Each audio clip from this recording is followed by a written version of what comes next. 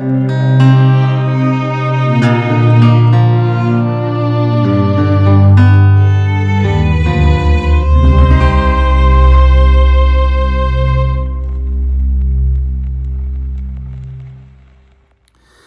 everybody, this today's offering is by an author named R. Gilchrist, who I just discovered. It has the overtones of a fairy tale. In its essence, there's something of the gothic horror and even a bit of the romantic. I think you'll like it. I'm coming at you from COVID quarantine, so I'm doing this on the fly. Anyway, thank you for joining me, and I hope you enjoy it. This is The Crimson Weaver by R. Gilchrist. My master and I had wandered from our track and lost ourselves in the sight of a great edge.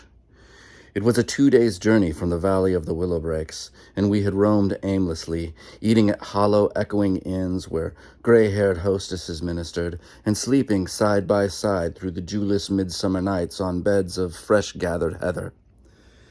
Beyond a single-arched wall-less bridge that crossed a brown stream whose waters leaped straight from the upland, we reached the domain of the Crimson Weaver. No sooner had we reached the keystone when a beldam, wrinkled as a walnut and bald as an egg, crept from a cabin of turf and osier, and held out her hands in warning. "Enter not the domain of the Crimson Weaver," she shrieked. "One I loved entered. I am here to warn men. Behold, I was beautiful once." She tore her ragged smock apart and discovered the foulness of her bosom, where the heart pulsed behind a curtain of livid skin. My master drew money from his wallet and scattered it on the ground. "She is mad," he said. "The evil she hints cannot exist. There is no fiend."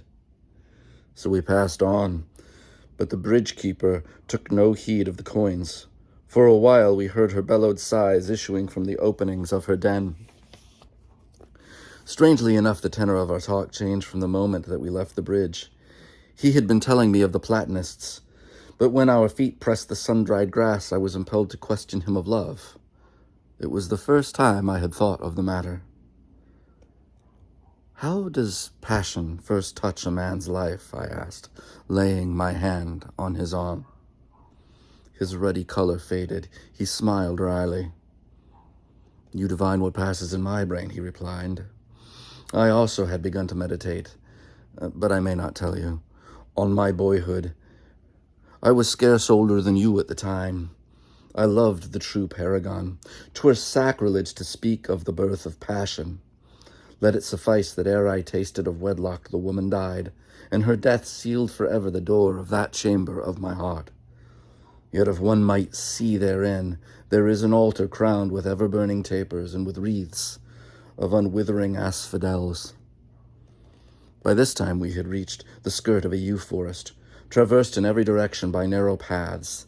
The air was moist and heavy, but ever and anon a light wind touched the treetops and bowed them, so that the pollen sank in golden veils to the ground. Everywhere we saw half-ruined fountains, satyrs vomiting senilely, nymphs emptying wine upon the lambent flames of dying phoenixes, creatures that were neither satyrs nor nymphs nor griffins, but grotesque adminglings of all, slain by one another, with water gushing from wounds in belly and thigh.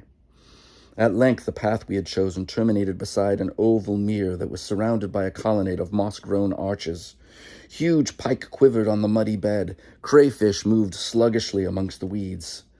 There was an island in the middle where a leaden Diana, more compassionate than a crocodile, caressed Actaeon's horns ere delivering him to the hounds.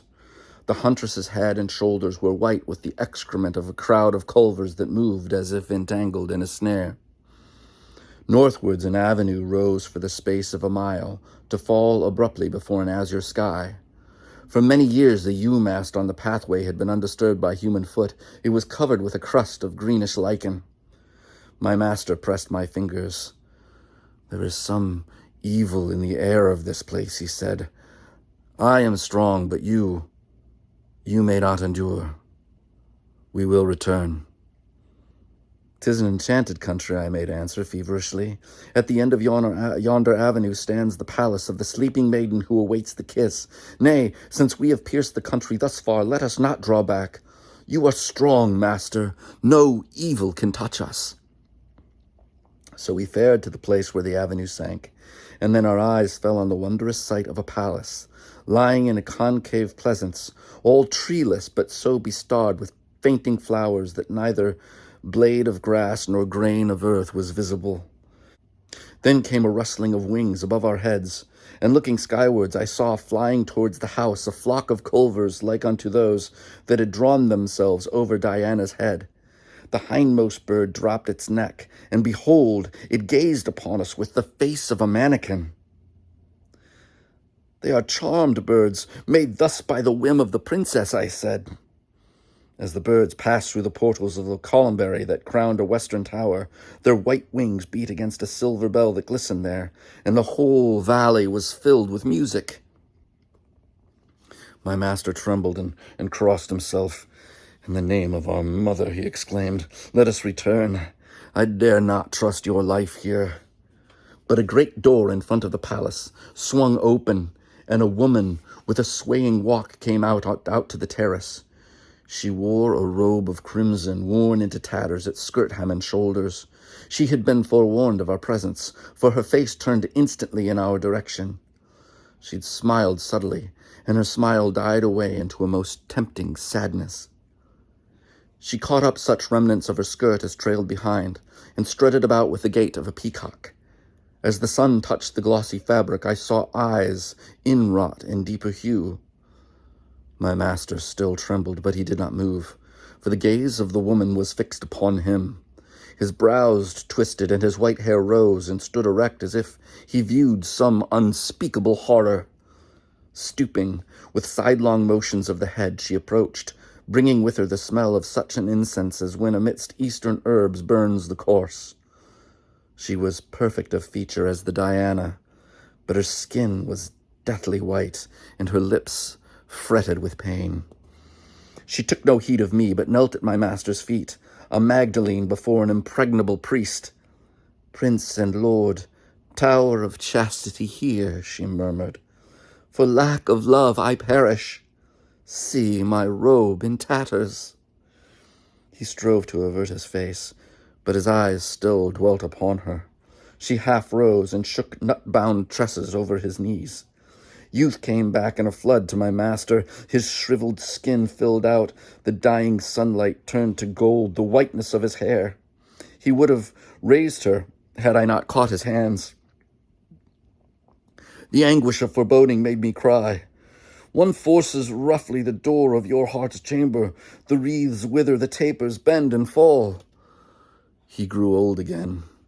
The crimson weaver turned to me. Oh, marplot, she said laughingly, think not to vanquish me with folly. I am too powerful. Once that a man enter my domain, he is mine. But I drew my master away. 'Tis I who am strong, I whispered. We will go hence at once. Surely we may find our way back to the bridge. The journey is easy. The woman, seeing that the remembrance of an old love was strong within him, sighed heavily and returned to the palace.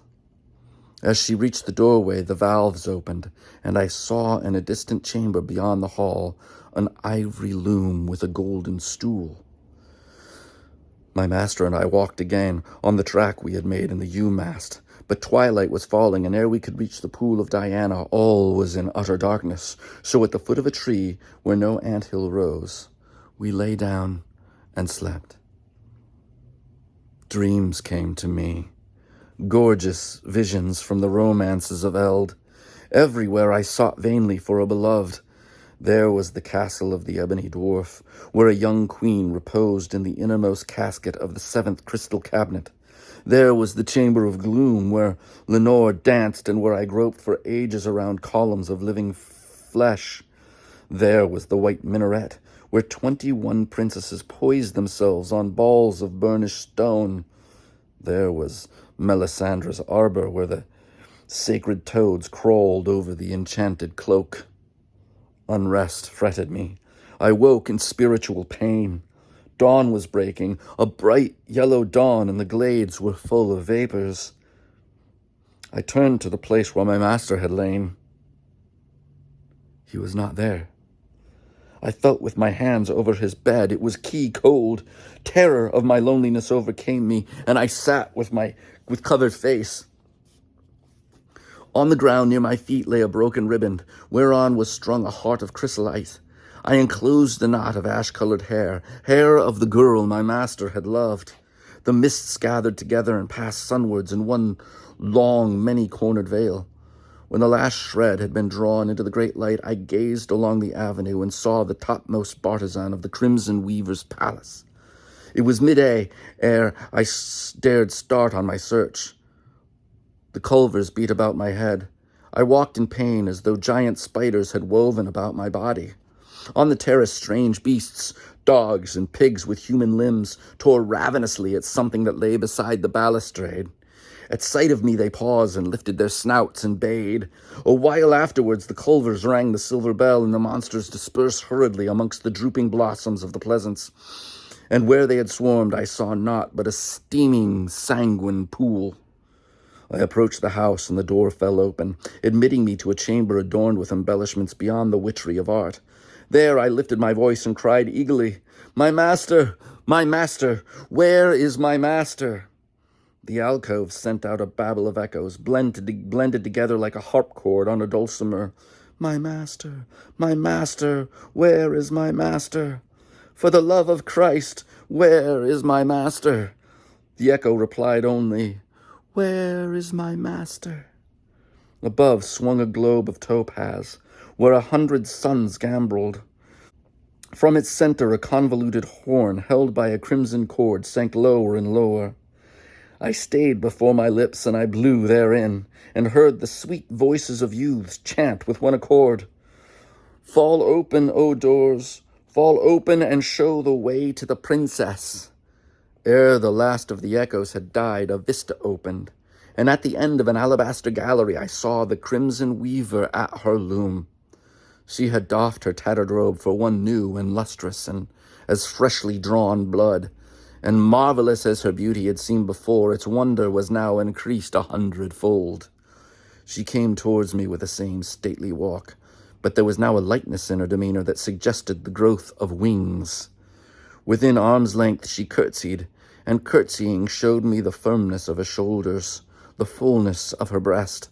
The sight brought no pleasure. My cracking tongue appealed in agony. "My master! Where is my master?" She smiled happily. "Nay, do not trouble. He is not here.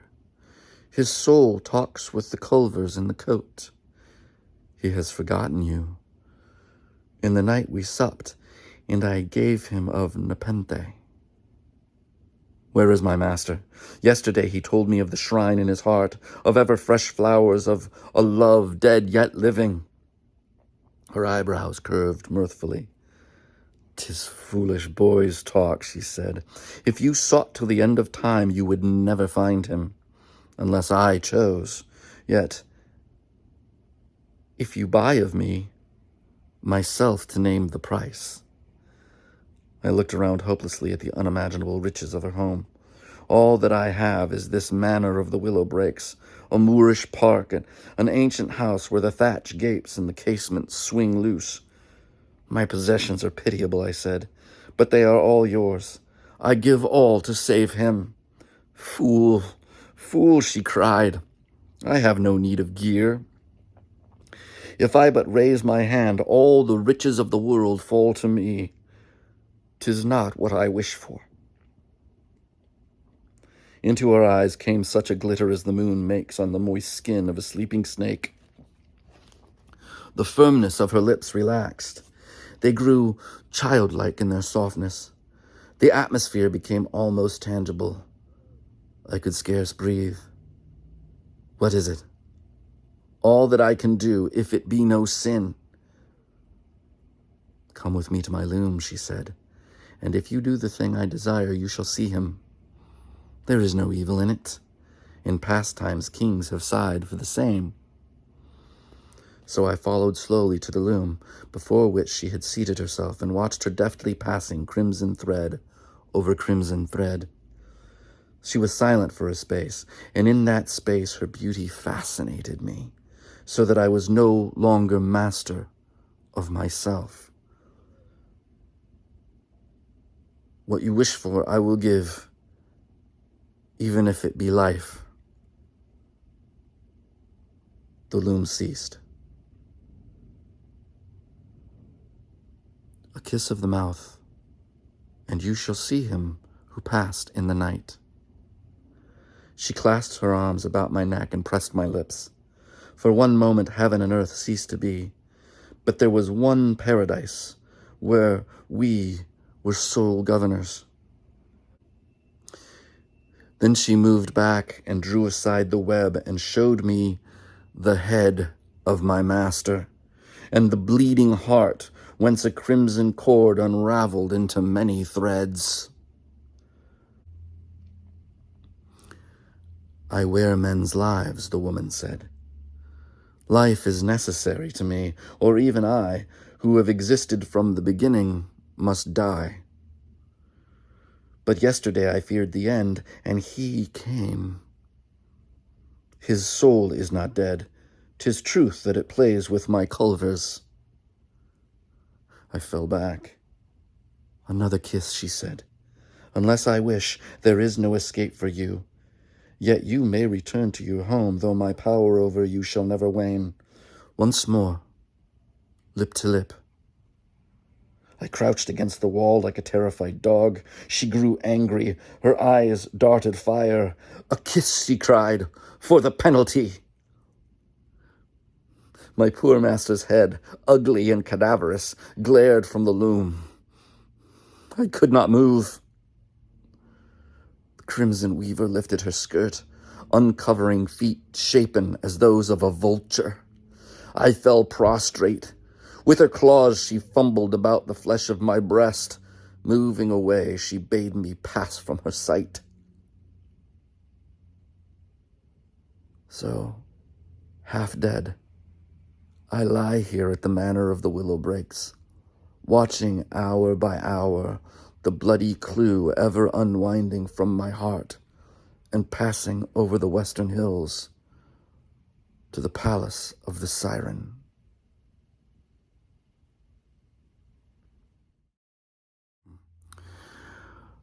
Again, that was The Crimson Weaver by R. Murray Gilchrist, and I am your host, Darin Dahms. If you feel so compelled, please subscribe to my channel and like and share and comment. I'd love to start a discourse with any and all. Have an excellent day. Love you.